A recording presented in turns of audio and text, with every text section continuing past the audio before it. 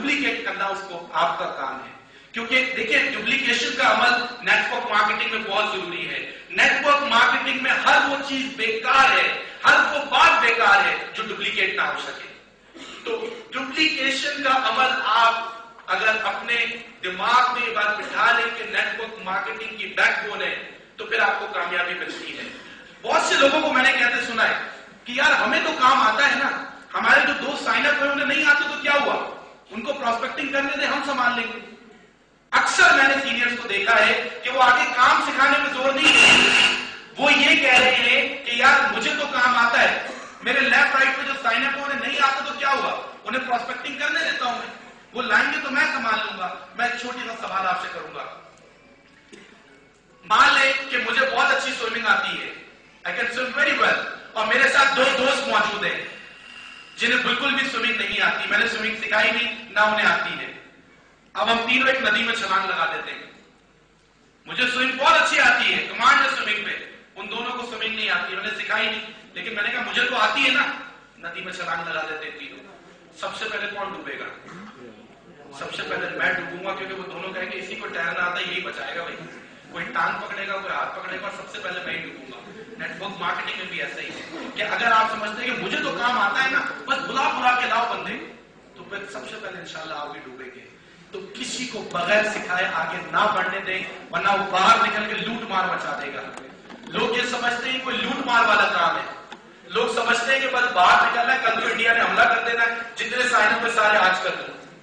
یہ سوچ اگر کسی کی ہوگی پراسپیکٹ کی, تو میں سمجھتا ہوں کہ جہاں پیشنس نہ ہو, صبر نہ ہو, تو وہاں کبھی بھی بہتر ریزلٹ نہیں آتے.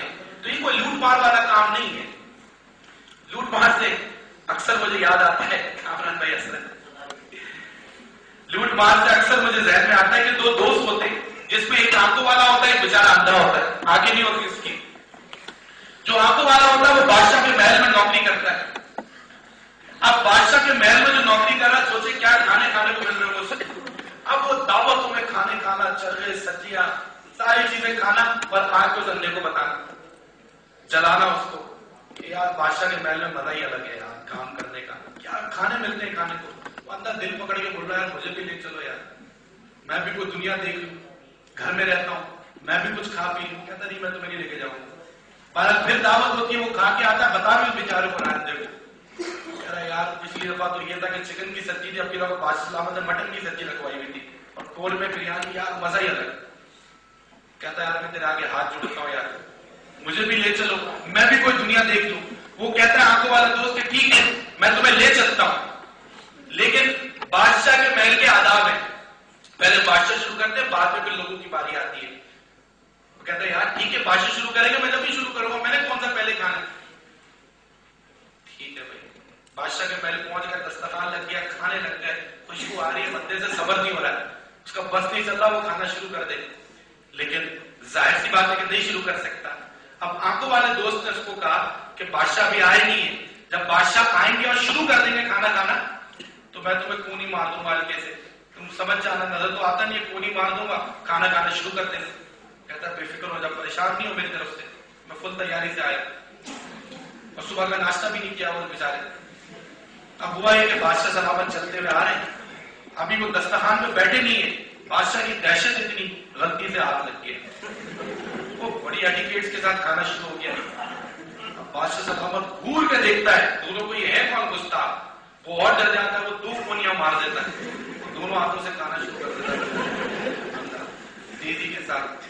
بادشاہ سلامت کی آنکھوں میں خون نظر آ رہا ہے, اور اس بندے کو پھانسی نظر آ رہی ہے, وہ اور پریشان پہ 5-6 کونیاں مار دیتا ہے, اندر پلیٹ لے کے کھڑا ہو جاتا ہے, کہتا ہے کہ بھائی بالکل ہی لوٹ مار مچ گئی ہے. بات یہ کہ لوگ سمجھتے ہیں کوئی لوٹ مار والا کام ہے کہ باہر نکل کے لوٹ مار مچا دو. ایسا نہ کریں, کہ کوئی لوٹ مار والا کام نہیں ہے, یہ بہت پروفیشنل بزنس ہے. نیٹ ورک مارکیٹنگ اس وقت ورلڈ کی سب سے بڑی انڈسٹری بن چکی ہے. اگر آپ امریکہ میں ریشو دیکھیں کہ 3 لوگ روزانہ بلینئر بنتے ہیں, جو کہ کامران بھائی ڈاکومنٹری دیکھ چکے ہیں, اور اس وقت 3 لوگ روزانہ بلینئر بن رہے ہیں, جس میں سب سے کم عمر جو بلینئر بنتا ہے وہ نیٹ ورک مارکیٹنگ سے بنتا ہے. تو ایک خوبصورت انڈسٹری اس وقت آپ کے پاس ہے, ایک خوبصورت کام اس وقت آپ کے پاس. یہ 5 پوائنٹ آپ کو یاد رہیں گے یا بھول جائیں گے؟ آپ یاد رہیں گے, ان کو اپنے فنگرز کے اوپر آپ یاد رکھیں. First point, second point, third point, fourth point, fifth point. یاد رہے گا آپ کو؟ اگر یہ 5 پوائنٹ آپ کو یاد رہتے ہیں اپنے فنگرز کے اوپر تو میں آپ کو گارنٹی دیتا ہوں کہ آپ کو کامیابی نظر آئے گی، آپ کامیابی کی آواز سنیں گے. بلکہ میں ابھی آپ کو کامیابی کی آواز سنوا دیتا ہوں. سننا چاہیں گے؟ چلے میں آپ کے 5 پوائنٹ کی گارنٹی آپ دیں، کامیابی کی آواز میں آپ کو سناتا ہوں. چلے ایک پریکٹیکل کرتے ہیں، آپ کو کامیابی کی آواز آئے گی. یہ مائک آن ہے یہاں پہ؟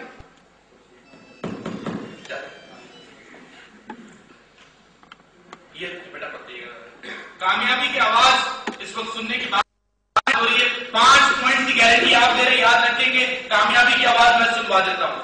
آپ کریں گے کہ اپنا ہاتھ ذرا اس طرح سے کیجیے گا سیدھا.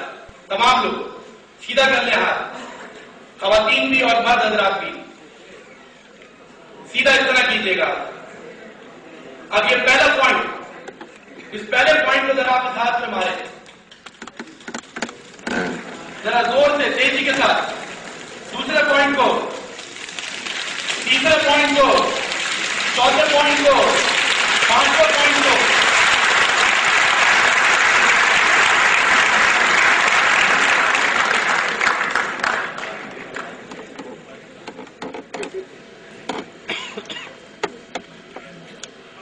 بات یہ ہے کہ کامیابی کی آواز یہی ہوتی ہے، کامیابی کی آواز ایسی ہوتی ہے جو آپ نے سنی، مختلف نہیں ہوتی. تمام چیزیں آپ کو کلیئر کی. باقی مائک بند کہوں گا کہ شمع بجھ کے پھر جل سکتی ہے. یہ علامہ اقبال کا شعر ہے جس پہ ان کو نوبل پرائز ملا تھا.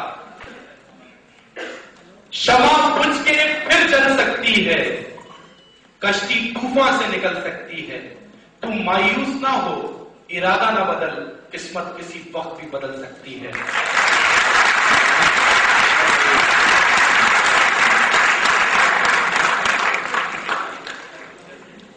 جب ہم اپنی زندگی کے آخری وقت پہ پہنچتے ہیں تو کرسچنز یہ کہتے ہیں کہ ہم اس وقت، جب کرسچنز کی تھیوری ہے کہ جب انسان اپنی زندگی کی آخری سانسیں لے رہا ہوتا ہے اور وہ اپنے ڈیتھ بیڈ، موت کے بستر پہ لیتا ہوتا ہے، تو اس کے گھر والے باہر دعا کر رہے ہوتے کہ یا اللہ اس کو کچھ سانسیں اور دے دے، اس کو ایک زندگی دے دے. لیکن وہ بندہ جو مر رہا ہے وہ جانتا ہے کہ اب میری کچھ سانسیں رہ گئی ہیں، اور جب گنتی کی سانسیں اس کی رہ جاتی ہیں تو اسی کے اپنے اندر سے کچھ خوفناک شکلیں نکل کے لال آنکھوں کے ساتھ اس کو گھورنے لگتی ہے. جب وہ انسان کہتا ہے کہ شکلیں کیا ہے، ان سے پوچھتا ہے تم کون ہو، لیکن وہ خاموشی سے غصے سے اس کو گھور رہی ہوتی ہیں. اور 5 منٹ بعد وہ خوف سے چیخ پڑتا ہے کہ یہ تو میرے اپنے ایبیلٹیز کی شکل ہے، یہ تو میرے ڈریمز کی شکل ہے، یہ تو میرے ٹارگٹ کی شکل ہے، یہ تو میرے وشز کی شکل ہے. اور وہ تمام شکلیں بول پڑتی ہیں کہ تم ٹھیک کہہ رہے ہو. جب تم اس دنیا میں آئے تھے تو ہم بھی تمہارے ساتھ آئے تھے، صرف تم ہی تھے جو ہمارے اندر زندگی پیدا کر سکتے تھے. آج تم اس دنیا سے جا رہے ہو اور ہم بھی تمہارے ساتھ دفن ہو جائیں گے. So the problem is, if you die today, that will not be only your death. Your abilities, your targets, your dreams, your wishes will also die with you. And that will be the worst death of you people. So I just would like to tell you that do something extra. Do something for your parents. Do something for the mankind so that you can be a prosper person, or you will be called really a personality. تو صرف اتنا message آپ کو دوں گا کہ آپ کو یہ جو اپارچونٹی ملی ہے دوبارہ نہیں ملے گی. قسمت ایک بار دروازہ کھٹکھٹاتی ہے، بار بار نہیں کھٹکھٹاتی ہے. اور اس کے ساتھ ہی بس میں چاہوں گا کہ بھائی کے حوالے کروں علامہ اقبال کے آخری شعر کے ساتھ، کیونکہ اپنے گھر سے ہم لوگ اس وقت نکلے ہوئے ہیں اور اپنا آشیانہ چھوڑ کے ہم نکلے ہوئے ہیں آپ لوگوں کی محبت میں، آپ لوگوں کو سپورٹ کرنے کے لیے. تو علامہ اقبال کا آخری شعر کہوں گا، بس پھر اجازت آپ سے لوں گا، ٹائم شارٹ ہے، باتیں بہت ہیں. پلٹنا جھپٹنا، جھپٹ کے پلٹنا، پلٹنا جھپٹنا، جھپٹ کے پلٹنا، لہو کو گرم رکھنے کا ہے بہانہ. پرندوں کی دنیا کا درویش ہے کہ شاہین بناتا نہیں Ashiana. Thank you very much. کر دیجیے